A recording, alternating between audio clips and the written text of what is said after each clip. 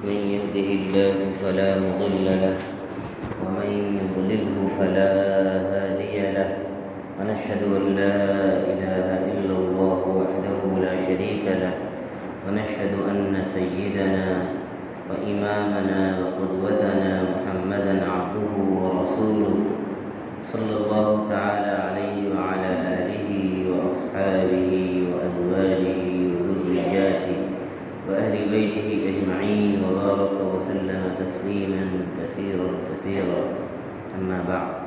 أعوذ بالله من الشيطان الرجيم. بسم الله الرحمن الرحيم.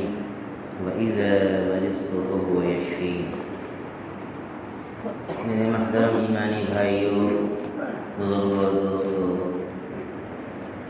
انسان ہر وقت اللہ تعالیٰ کے فضل کا، اس کے کرم کا اور اس کے احسان کا محتاج ہے۔ اللہ تعالیٰ ہوا چلاتے ہیں تو وہ سانس لیتا ہے، اللہ تعالیٰ نے بارش نازل فرمائی ہے، اس کو پیتا ہے، اپنی ضرورتیں پوری کرتا ہے۔ اللہ تعالیٰ نے آگ کی نعمت سے نوازا ہے، وہ اس سے اپنے ایندھن کا سامان کرتا ہے اور کھانے کو پکاتا ہے۔ غرض یہ کہ انسان ہر وقت ہر آن اللہ تعالیٰ کے احسان کا، اس کے فضل کا محتاج ہے۔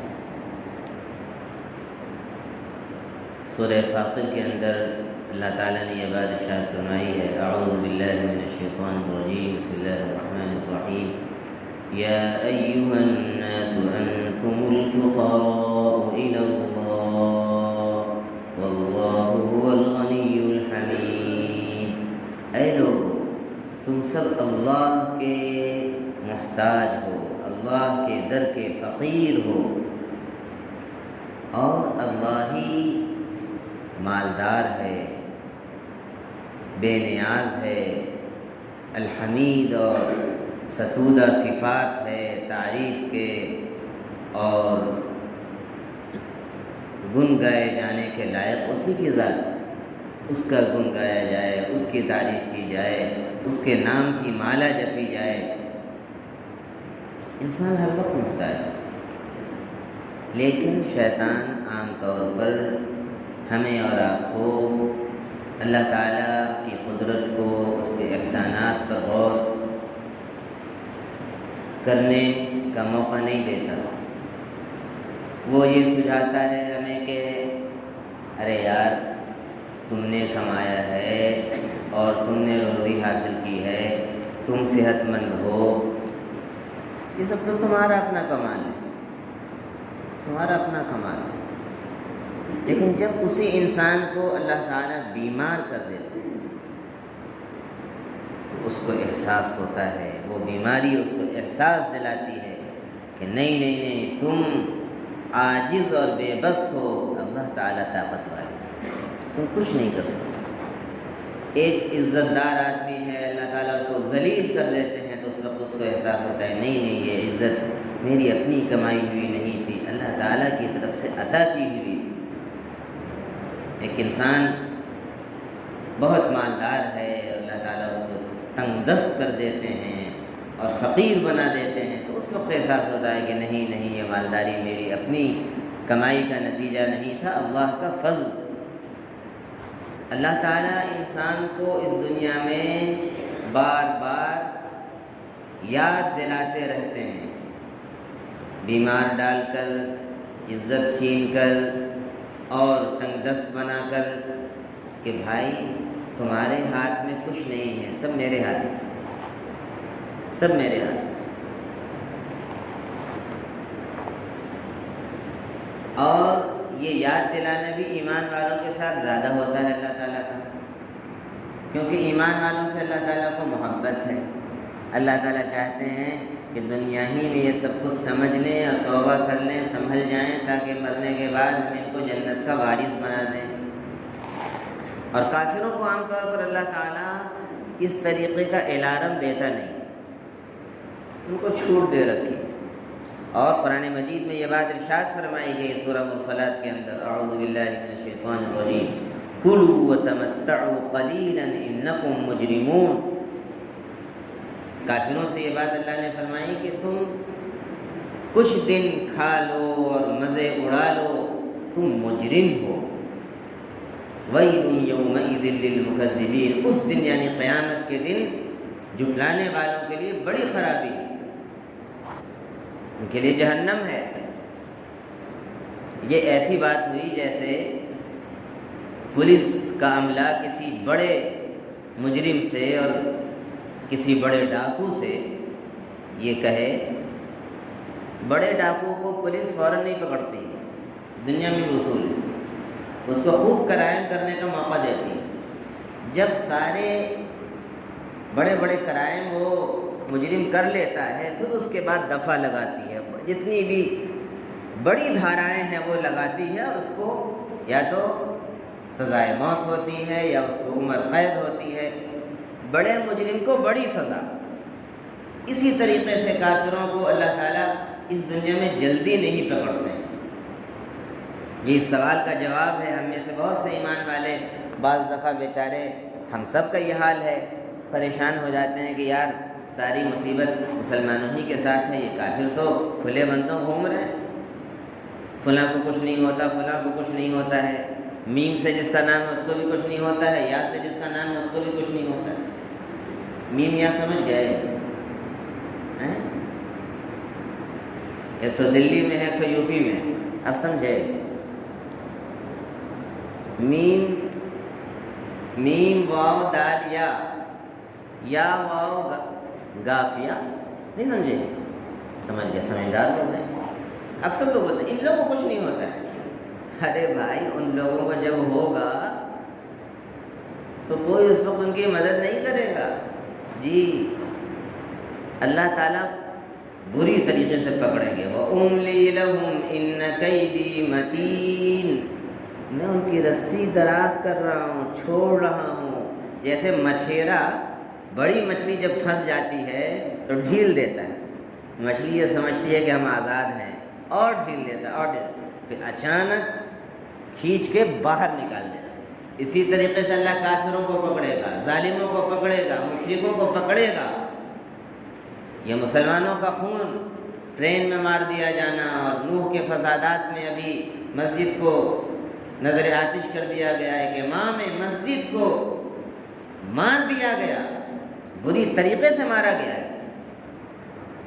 تو کیا یہ خون مسلم اور معصوموں کا خون رائے گا چلا جائے گا؟ نہیں جائے گا۔ حضرت سمیہ کا خون رائے گا نہیں گیا، حضرت عمار بن یاسر کا، حضرت یاسر رضی اللہ عنہ کی شہادت رائے گا نہیں گئی۔ جتنے مجرم تھے مارنے والے، سبوں کو اللہ نے بدر میں چن چن کر مارا اور قلیب میں ڈال دیا گیا۔ ایک پرانا کنواں تھا سڑا ہوا، اس کے اندر آپ صلی اللہ علیہ وسلم نے فرمایا ان سب کو ڈال دو۔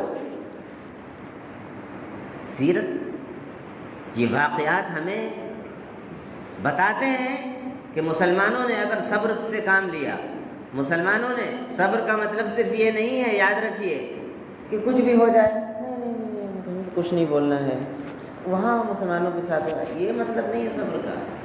صبر کا مطلب ہے اپنے دین پر اور ڈٹ جانا، جم جانا۔ جی مولانا بیٹھے میں پوچھ لیجیے، حضرت امام نووی رحمۃ اللہ نے ریاض الصالحین میں یہ بات لکھی ہے، الصبر علی الطاعات، صبر کی ایک قسم ہے کہ نیکیوں پر ہمیشہ آدمی ڈٹا اور جمع رہے، حالات کیسے بھی ہوں۔ صحابہ کی عادت تھی، حالات جتنے زیادہ خراب ہوتے تھے اتنا زیادہ وہ اپنے ایمان میں اور عمل میں جم جاتے تھے۔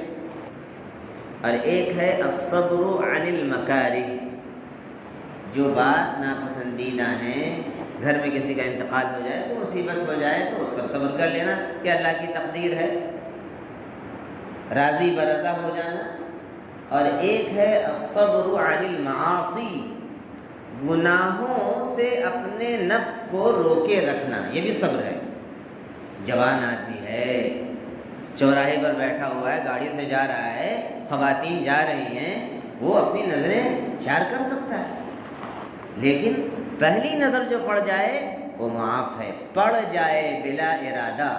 آپ صلی اللہ علیہ وسلم نے فرمایا حضرت علی رضی اللہ عنہ سے، لا تتبع النظر النظر، دیکھو اے علی، ایک نظر پڑ جانے کے بعد پھر دوسری نظر اپنے ارادے سے مت ڈالو۔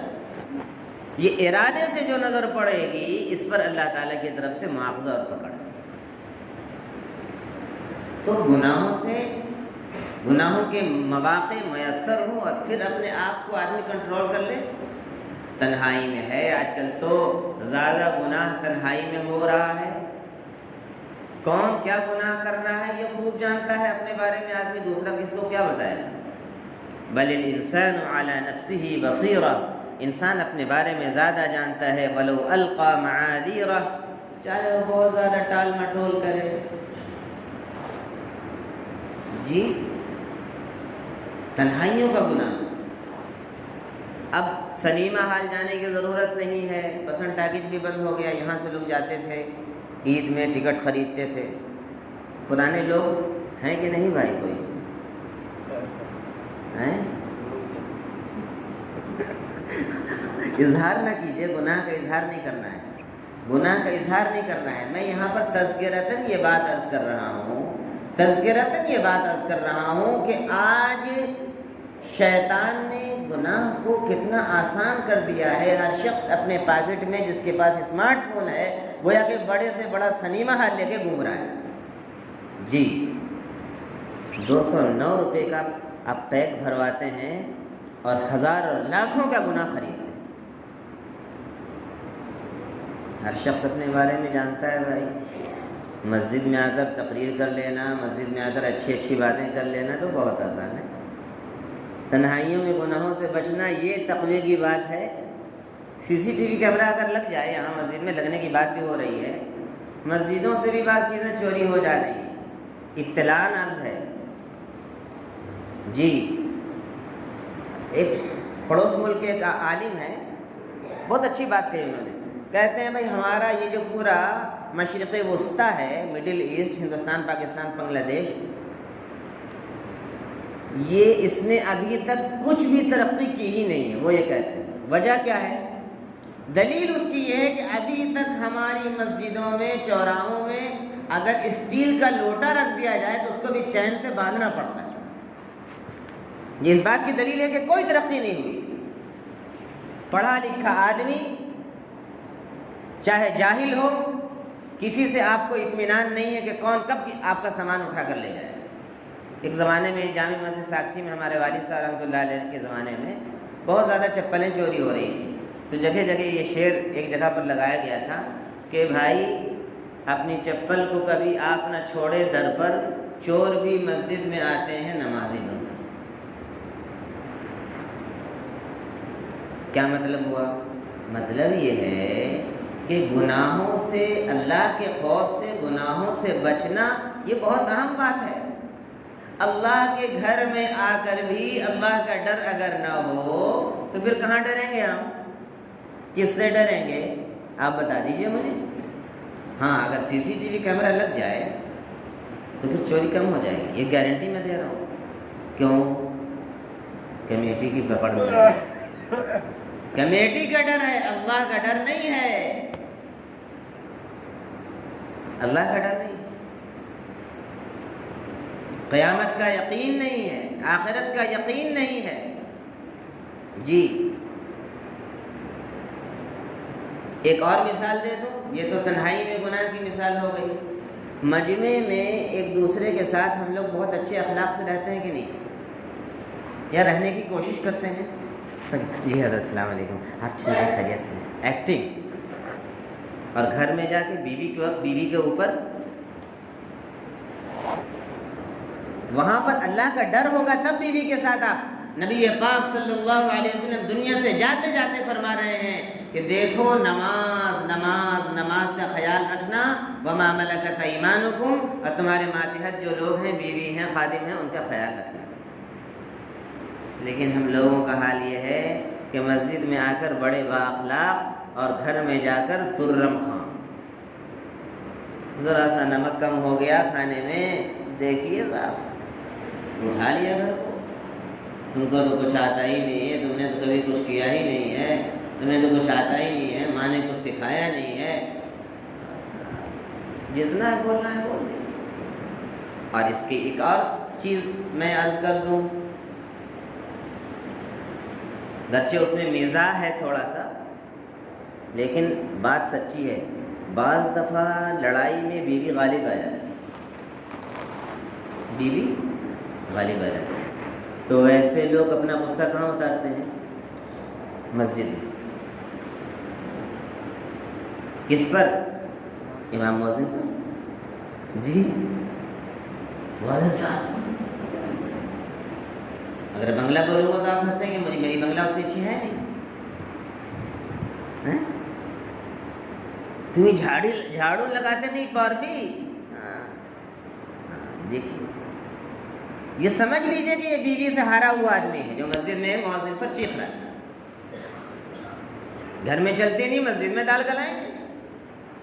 میرے بھائیوں، بزرگوں اور دوستوں، سچی بات ہے، ہنسنے کی بات نہیں ہے، یہ آج ہمارے معاشرے کا حال ہے۔ اگر میں غلط کہہ رہا ہوں تو مجھے بتا دیجئے، میں اپنی غلطی درست کروں۔ اور باتیں وہی بتانی چاہیے، کرنی چاہیے جو ہمارے معاشرے کا اور خود ہمارا مرض ہے۔ ڈاکٹر وہ صحیح ہے جو مرض پکڑ کے صحیح مرض بتائے اور صحیح علاج کرے۔ تو یہ بات یہاں سے نکل گئی۔ میں یہ عرض کر رہا تھا شروع میں کہ سب کچھ قدرت اور طاقت کس کے پاس ہے؟ اللہ تعالیٰ کے پاس، اللہ تعالیٰ کے پاس۔ بیمار کو شفا کون دیتا ہے؟ اللہ تعالیٰ۔ حضرت ابراہیم علیہ السلام کا واقعہ ہے کہ انہوں نے اپنی قوم سے، مشرک قوم سے اور اپنے والد سے کیسا ڈیبیٹ کیا تھا۔ ڈیبیٹ ہوتا ہے نا آج کی ٹی وی میں، انہوں نے کیسا ڈیبیٹ کیا تھا؟ اعوذ باللہ من الشیطان الرجیم وَاتْلُ عَلَيْهِمْ نَبَأَ إِبْرَاهِيمَ۔ اے نبی جی، ان کو آپ میرے نبی ابراہیم کا واقعہ ذرا پڑھ کر سنا دیجئے۔ اذ قال لأبيه وقومه ما تعبدون، جبکہ انہوں نے اپنے باپ سے اور اپنی قوم سے کہا کہ آخر تم کس چیز کی پوجا کرتے ہو، کس چیز کی عبادت کرتے ہو؟ انتم وآباؤکم الاقدمون قالوا نعبد اصناما، انہوں نے کہا کہ ہم بتوں کی پوجا کرتے ہیں۔ فنظل لها عاکفین، اور اسے چمٹ کر بیٹھ گئے، چھوڑیں گے نہیں ان بتوں کو۔ آج بھی کافر تو یہی کر رہے ہیں۔ معلوم ہے حق کہاں ہے، حق اسلام ہے، مسلمانوں کے پاس حق ہے، لیکن فنظل لها عاکفین، بتوں کے پاس چمٹ کر بیٹھ گئے۔ قال هل يسمعونكم يستدعون، ابراہیم علیہ السلام نے بہت ہی لاجیکلی سوال کیا، منطقی سوال کیا۔ جب تم ان کو پکارتے ہو، دعا کرتے ہو، تو یہ معبودین، جو باطل معبود ہیں، بت جو ہیں، کیا یہ تمہاری کچھ سنتے ہیں؟ کبھی دعا قبول کی انہوں نے؟ او ینفعونکم او یضرون، تم کو کبھی کوئی فائدہ پہنچایا ہے؟ کبھی نقصان پہنچا سکتے ہیں یہ؟ تو جواب نہیں کافروں کے پاس، آج بھی شرک کے پاس کوئی جواب نہیں ہے۔ جواب کیا ہے؟ وہی جواب جو آج کا کافر دے گا، وہی اس وقت کے کافروں نے دیا تھا۔ کیا جواب دیا؟ قالوا بل وجدنا آباءنا كذلك يفعلون، ارے ہم نے اپنے باپ دادا کو اسی طریقے سے کرتے ہوئے دیکھا ہے، جو دیکھا دیکھی کر رہے ہیں، ہم کو اس سے مطلب نہیں کہ وہ سنتے ہیں کہ نہیں سنتے ہیں، باپ دادا کرتے تھے ہم بھی کر رہے ہیں۔ اندھ بھکتی، اندھی عقیدت، اندھی تقلید، اسی کو بولتے ہیں۔ تو ابراہیم علیہ السلام نے پھر سوال کیا، قال افرأیتم ما کنتم تعبدون، جن کی تم پوجا کرتے ہو، کیا تم نے کبھی غور کیا ہے ان کے بارے میں؟ انتم وآباؤکم الاقدمون، تم بھی اور تمہارے پچھلے باپ دادا پروج جن کی پوجا کرتے آئے ہو، کیا تم نے کبھی ان کے بارے میں غور کیا ہے؟